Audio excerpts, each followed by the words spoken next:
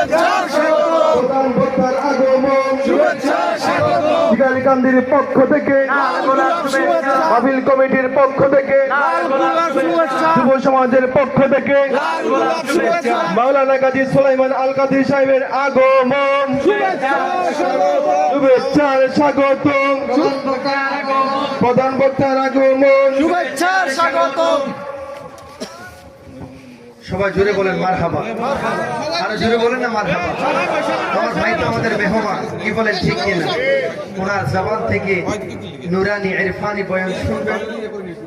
আমি যেহেতু আপনাদের এলাকাতেই আত্মীয়, আমার মানে আমি এলাকারই, অনেক আশা হবে। আমার ভাই তো মেহমান, ওনাকে সম্মান করা আমাদের দায়িত্ব।